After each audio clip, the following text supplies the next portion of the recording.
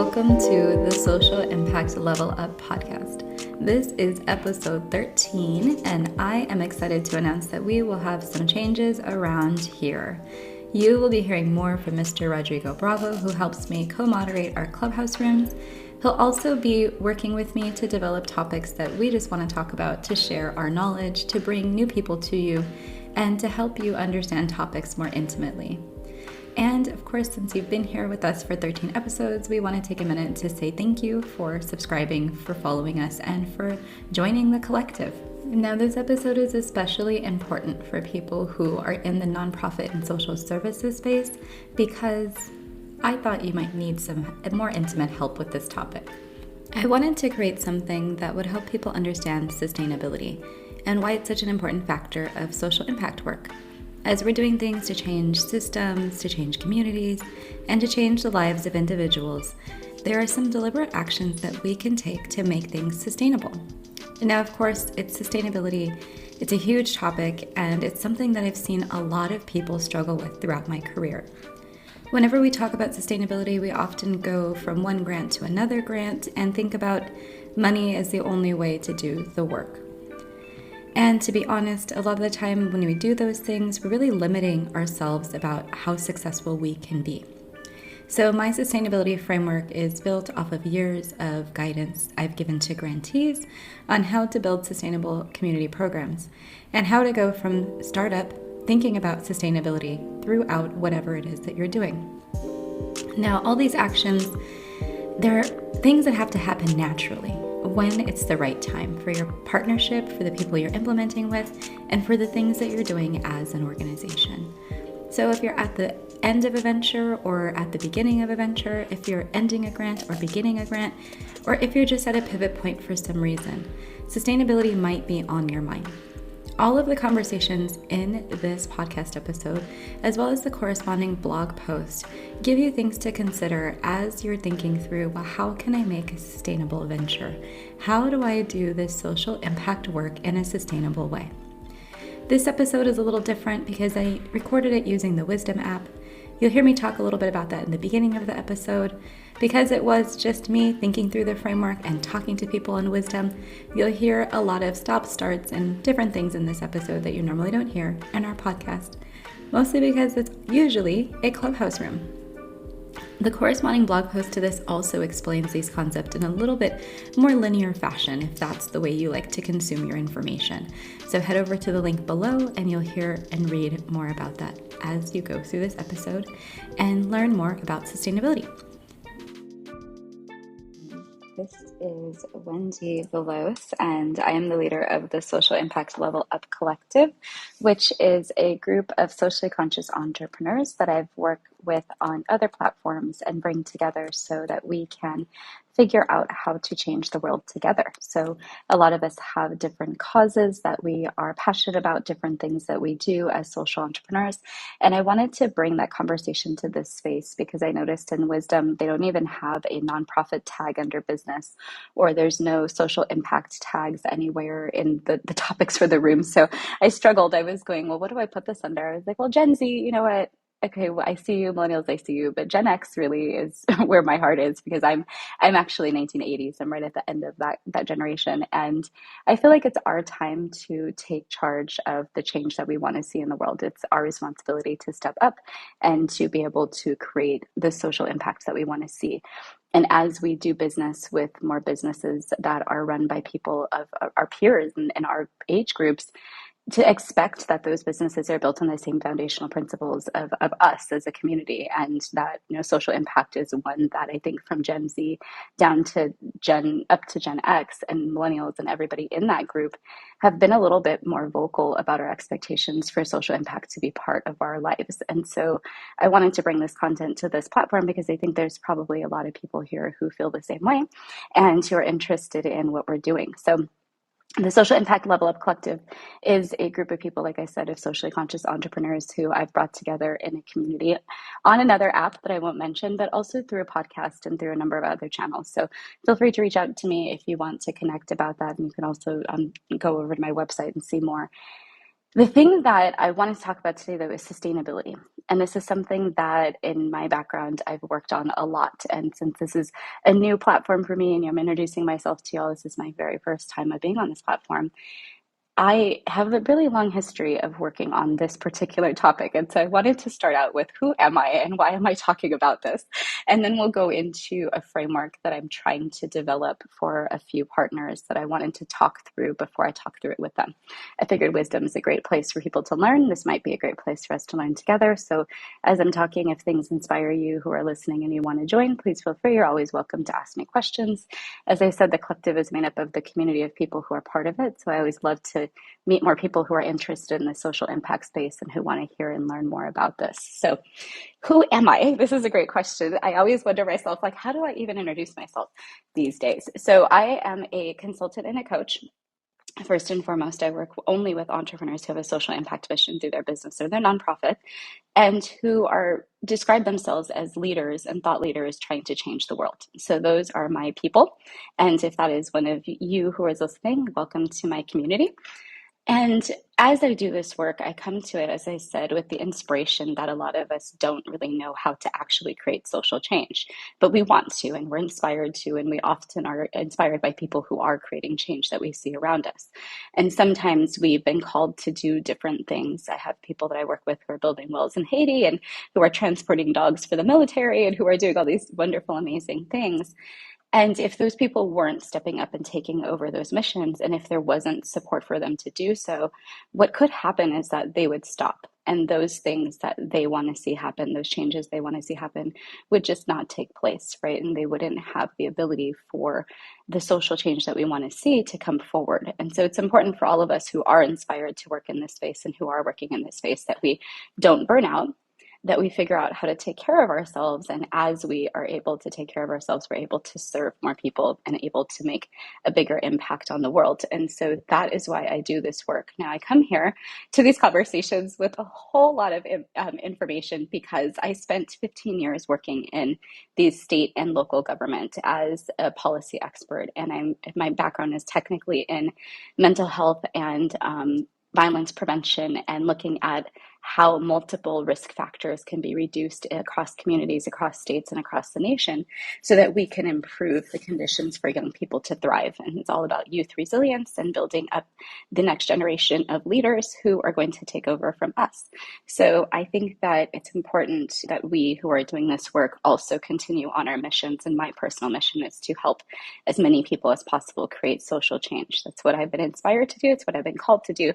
And so that's why I come and do this work. And as I was in the government for so long, I have certain perspectives about funding and different information that people don't generally know or don't really know how policy works or how advocacy works or how things in the community can actually create long-term sustained change. And with the communities that I've worked with in the past and the hundreds of grantees that I've worked with in the past, what I've been able to see is changes that can be sustained, but only when the conditions that allowed those changes to take place in the first place are either maintained or that they stay favorable for that change. And by favorable, what I mean is allowing it to grow and to continue at the level that it needs to, according to the need that's going on in the community or in whatever environment we're trying to change.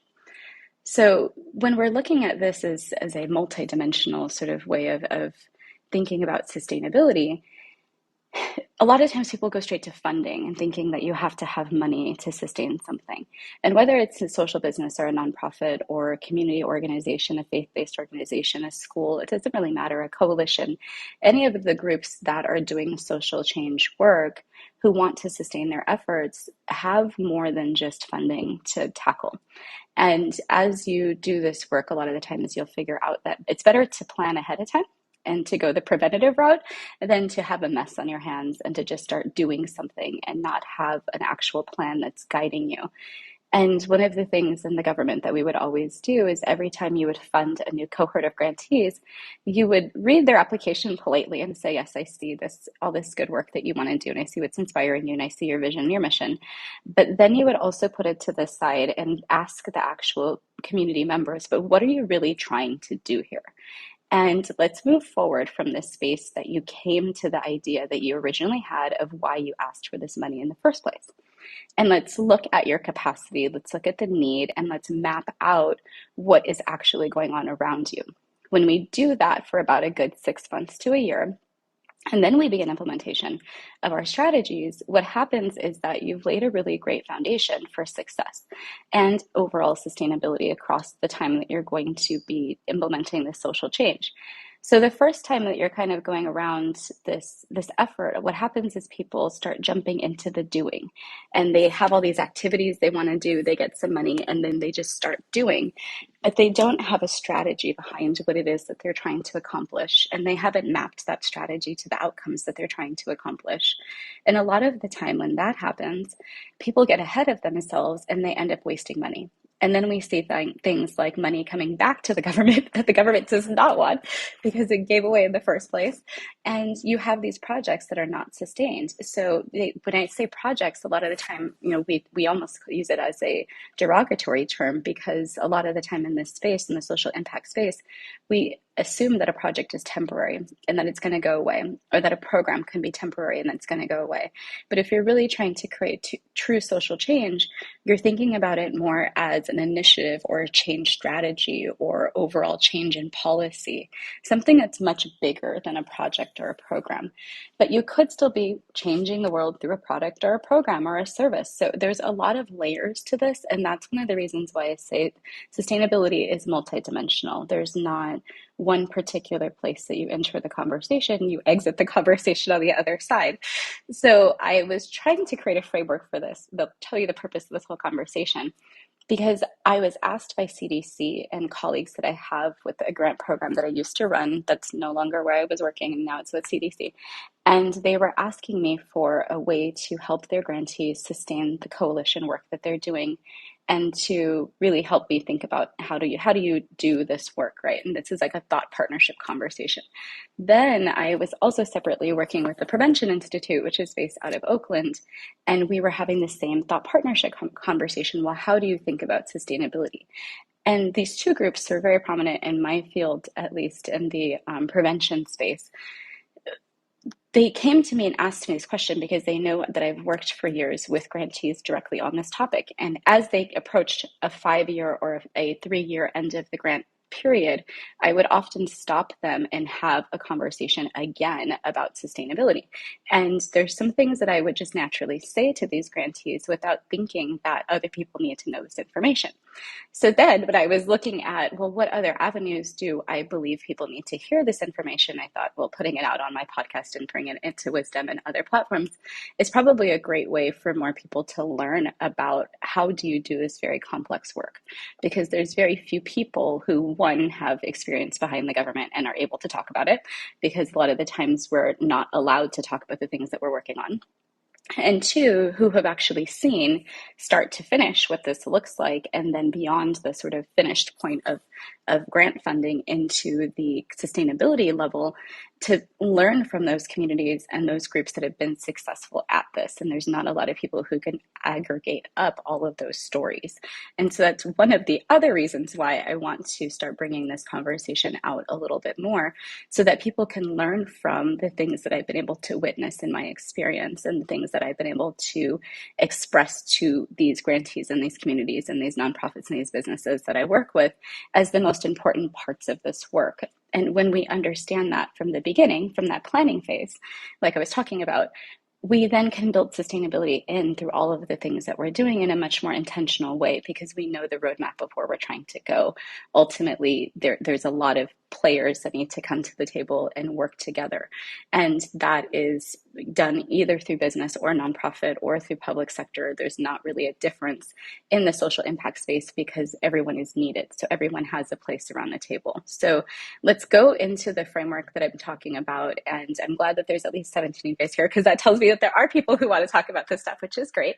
And like I said, if you have any questions as I'm talking, please feel free to come up and ask questions. I love to answer questions. It also helps me realize more what people are curious about that I don't realize I know, and that other people want to hear. So the framework It is now growing, but it's at eight different parts. I have not created any cute acronyms for this. I'm literally just going to tell you it's in the framework at the high level and explain it. And we'll go through these 8 parts. Hopefully it'll take less than about a half hour or so. So if you're here, grab some note paper, hang out, and just gather your thoughts. So talking about sustainability in the social impact space, there's a lot of components that have to work together. And like I said, they're all equally balanced, and you do them in a planning process. So where you might be planning at the beginning of what you're trying to do and you're kind of implementing your strategies and going along with this work, once you get to that end point of realizing, hey, I need to think a longer term for this. And it could be because funding is ending. It could be because a partner leaves. There's so many reasons why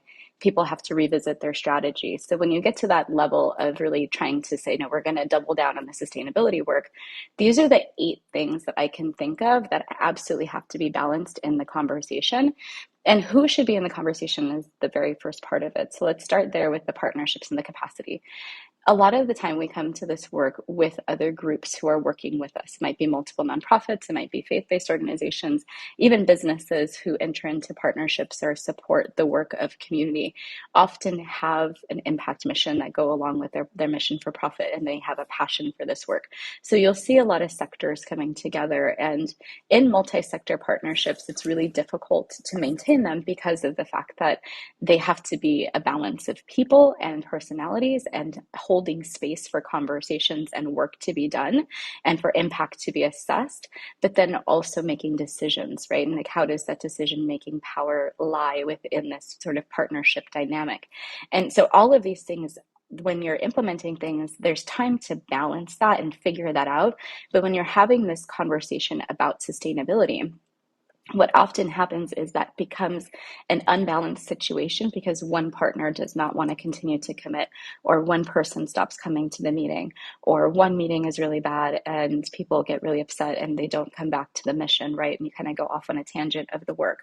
Or this segmenting happens and you start segmenting out work into different groups and they don't communicate. So there's a lot of things that happen with partnerships when you're looking at it from a sustainability angle.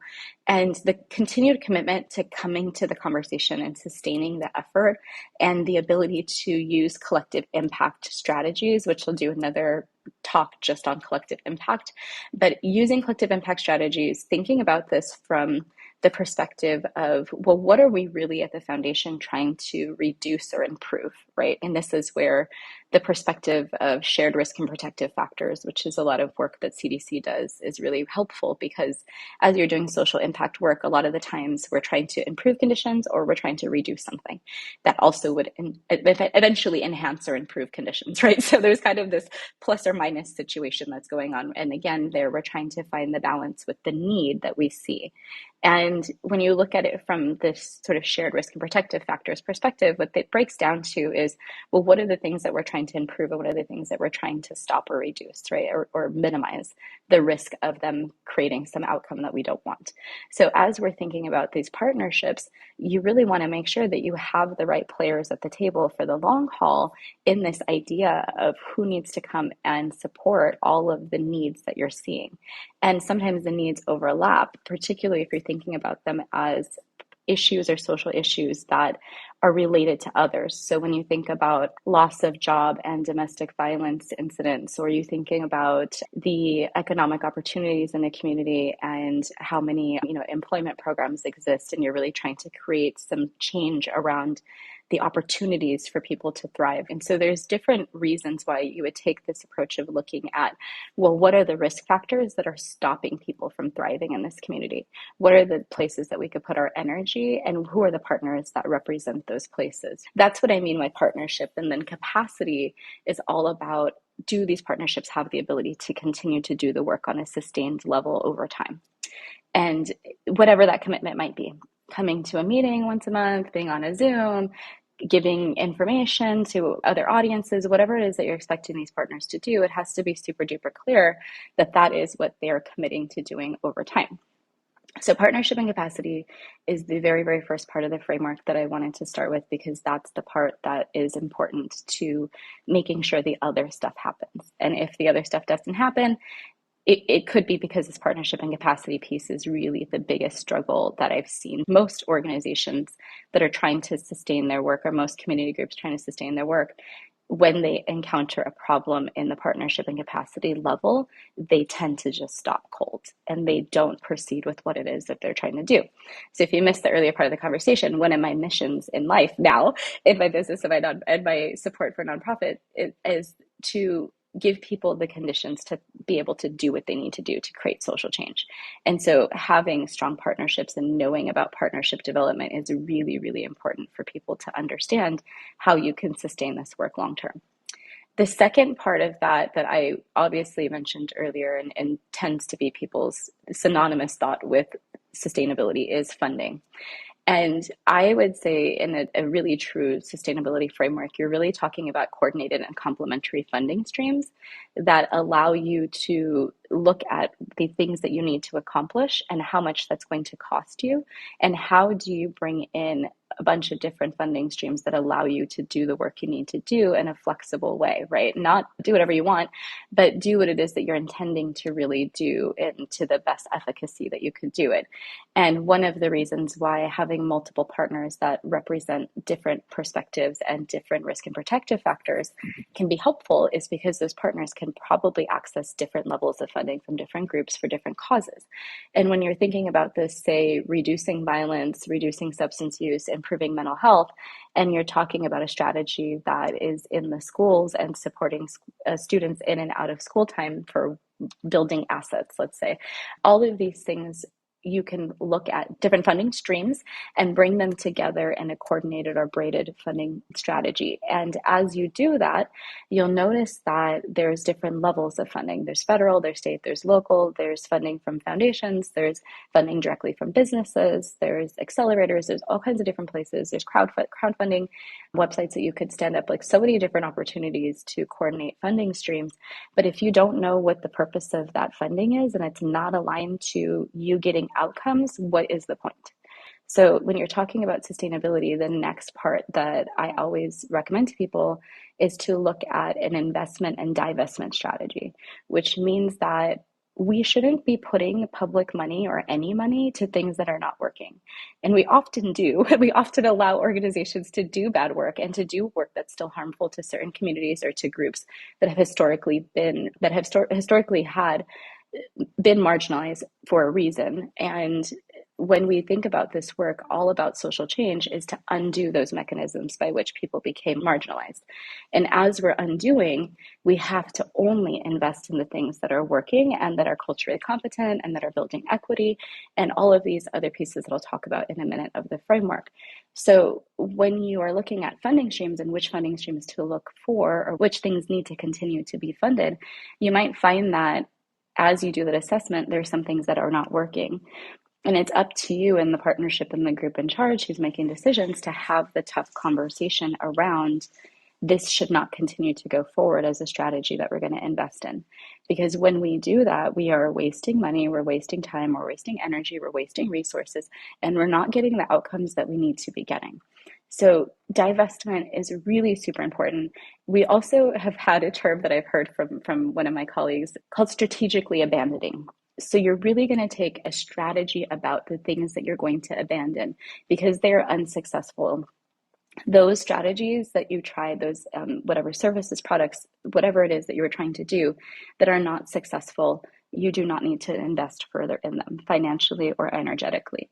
And when you do that, what it allows you to do is really harness and think about the places that you do need to invest. And as you do this kind of review, it all comes around what was the impact that we intended to make and what impact are we making and what impact do we want to see in the future. So if we want to see something grow because it's really working, you have to divest from the places that are not working in order to reinvest in the thing that is. And this part is really difficult for people to understand. It's a conversation that literally when I was talking to my colleagues, they were like, we're going to stand behind you as you have that conversation with our groups and our learning collaboratives because we do not want to have that conversation. And I was like, I will bring this conversation all day, every day. because I really, really think that we should not be spending public money in a way that doesn't benefit us the most. And so the investment and divestment strategy is a big part of how do you decide what funding streams to actually look at and which are realistic for you to get and which ones you have to actually generate yourselves. And local funding is something that is extremely important in social change. And what we've allowed to happen is for local legislators to decide where the funding at the county and state, I mean, the county and the state, but the county and the city level to go without giving any expectation that we are part of the process of deciding that. And when you see places that do community-based budgeting or people who actually give empowerment to their constituents to give them decision-making power over where funding goes, what you'll see is that the community is much more thoughtful about how funding gets distributed and what things are actually important to them and what things should be funded and what things should not be funded. And so having local funding and having seed funding available locally is extremely, extremely important. And we should all be pressing our local legislators to create changes in our structures locally to allow for seed funding and small projects at the community level so that we can prove that these have efficacy and they're working to support our communities. So the local funding level is one that I think even in a sustainability strategy, the strategy there has to be to change the expectations that we currently have so that we don't continue to see it being really difficult to get things like small pockets of money to do seed projects at the street level even. Back to the next level of this is what I was just talking about is the long-term change strategy too. So that's the next part of the framework. So we talked about partnerships and capacity. We talked about coordinated and complementary funding streams. I went into the investment divestment strategy, and now we're talking about long-term change. And in long-term change, a lot of the times people will stop short of really trying to change harmful policies or advocating for changes that need to happen in order for our systems to modernize. And what I would hope that people would do is to really look closely at where they are investing their effort, where they have been successful, and how they can then invest in the right policies and advocate for the right change that needs to happen.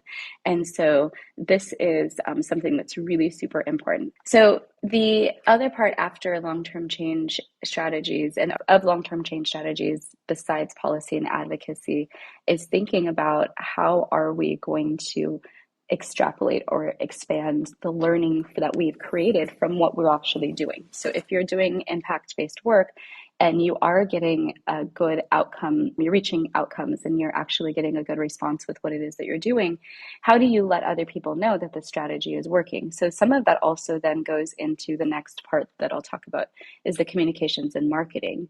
So this goes hand in hand as you think about the impact that you're creating and you're seeing an impact and you actually have evidence of it. How do you use that then to create more impact, right? So how do you get more people? How do you get more funding? How do you get more information out there to the field that you're in? And how do you inform people about the results that you have? And that is super important. People forget this part because when they forget this, what happens is all the lessons that you've learned as a social impact project or venture, they get lost in the sauce, right? And so no one wants to be the best kept secret. But when you are the best kept secret, it's usually because you're not creating channels for communicating the impact that you've had. And as a social impact venture, that could be really detrimental as well, because then people might stop coming to your programs. You won't be able to get funding for them. You'll start seeing that people don't want to invest in the strategies that you're promoting. So as social change happens, the communication has to continually flow because people want to know what is going on. People want to be inspired. That is one thing that I know for certain is people want to be inspired. People want to hear these stories. People want to know what's being successful and people want to understand, how did this happen? How did you create this thing that resulted in this really awesome change that people are now inspired by? And as you tell that story and communicate, it's not just about marketing, it's also about making sure that others can replicate what you're doing. So being really deliberate about how you inform and what you share with people. And as a lot of us are creators, are creating these programs and services and things that we're putting out to market or putting out as products even, how do you look at and learn from researchers who are creating evidence-based programs to get results that are consistent, to be able to explain your results, and then to be able to use them to show people, hey, this thing works. If you look at this over here, I'm doing something that you should try, right? And that's how you really move out in a social change model, how you move out successful strategies. So it goes beyond just sustaining for you. If you're really thinking about this from true social change lens, then you want to make sure that it doesn't end with your sustainability, because you're going to be focused on creating more social change beyond your ripple effect that you're able to see. So in that sense, you have to be able to explain, how did I get this result? What result did I get? And for whom did I get this result? And as you think about for whom, giving more consideration to how do other people who are different from this group adapt what I've done appropriately for that other group. So really helping to work with other communities to adapt the things that have been successful for you. And that's something that's extremely important when you're trying to inspire others to do the same thing that you've done. So then when we're also thinking about that, and this is the next part of the framework, is equity. And equity, I mentioned this in passing a little while ago. When you're thinking about creating things or adjusting things or sustaining things, it's a really good opportunity to look at who has had access and what are the conditions that brought them to you, to whatever it is that you're doing. And do those map the demographics of the community that you're serving? Do those things actually meet the needs of the community that you're serving? So making sure that you know what their needs are. Are there other resources or other places that have investments that are better serving those communities? So if you are working with a certain population, maybe there's another organization that's using a different strategy from you. What can you learn from their data and information that will allow for improvement for you to actually serve the community that you're serving? So there's a lot of pieces in equity that are, materials and outreach, are looking at your information and making sure that your professional development and programming and all of the things are culturally and linguistically appropriate. But it's also about how people find out about the thing that you're creating. Have a social impact mission that is going to help people, those people that you want to help. How do they find out about you? And is there equity in the way that they are able to access your services? And as you're trying to sustain something, this is a really great time to look at that question and to ask yourself, have I inadvertently created an inequitable situation?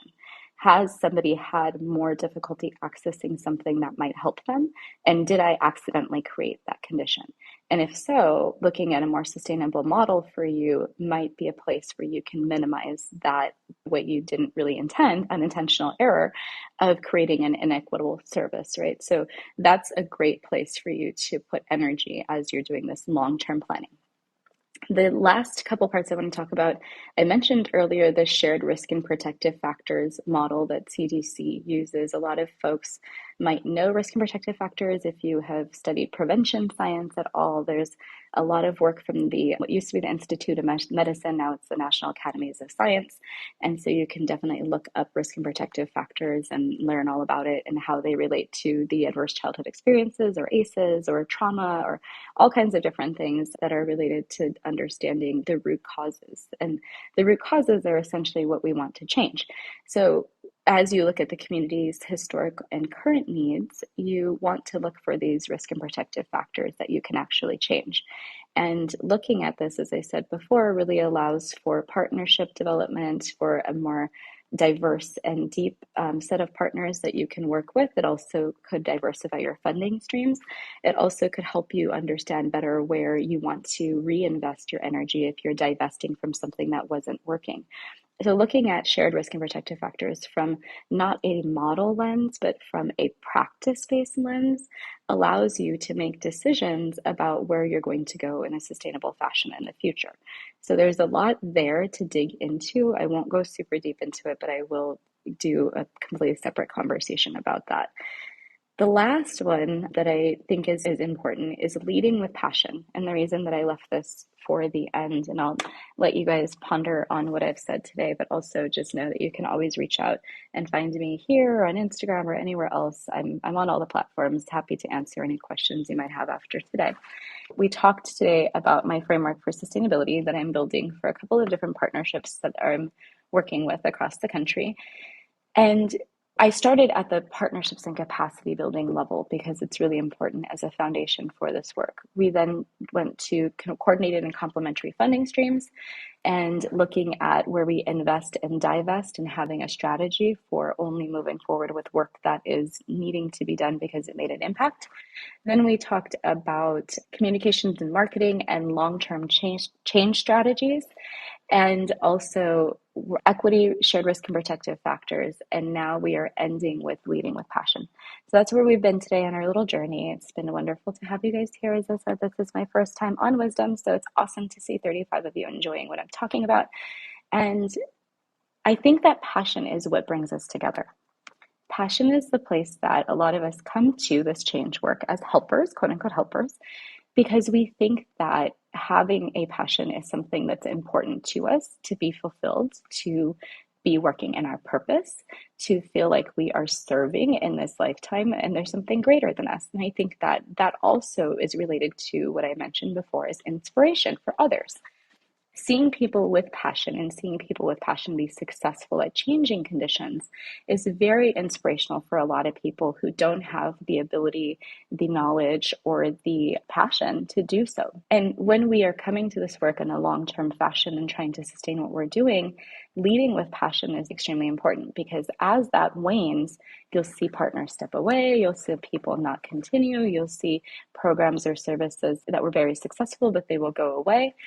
Always having passion for the issue and always looking at that passion as a source of inspiration to move forward, whether it's at the person level, the organizational level, there has to be a commitment to that sustained passion. When we decide that we are no longer going to commit to the social impact mission that we have, what happens is that work doesn't get done. Then people continue to perpetuate the cycles that we currently have.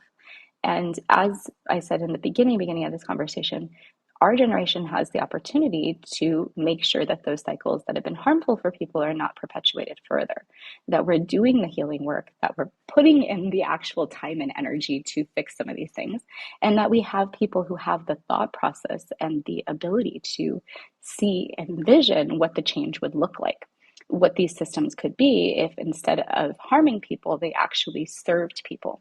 And as we see more people who have these passions and these thoughts and these abilities to create this change, those of us who want to see the change have to support them. We have to stand behind them. We have to be there for them to make the road a little bit easier for them, because this work is not easy. And giving so much of yourself, especially as an empath, a lot of people are empaths and they come to this work because they feel the needs of other people. A lot of people get burnt out and they are not able to continue to be successful over time. And if we're talking about sustained social impact, if you're not able to be successful over time, then the thing that we're trying to change doesn't happen. And that's the problem. So we've now come completely full circle in this conversation. I'm so excited that so many of you guys joined me today, and I hope that you'll come back for other conversations. Thanks for listening to this episode. It's been so cool to just sit and chat on the Wisdom app and have folks listen to what you have to say. If you haven't checked that app out before, you can go to the Play Store or go to Google Marketplace and find Wisdom, WISDOM. It has a purple logo. And you can follow me there or here on the podcast. Wherever you find me, I'm there as Wendie, Wendie Veloz, Wendie Veloz. And of course, as I said, you'll be hearing a whole lot more from my co-host, Rodrigo Bravo, very, very soon. You can find him on most platforms as Rodrigo Bravo or Mr. Bravo 365. Thanks for being here.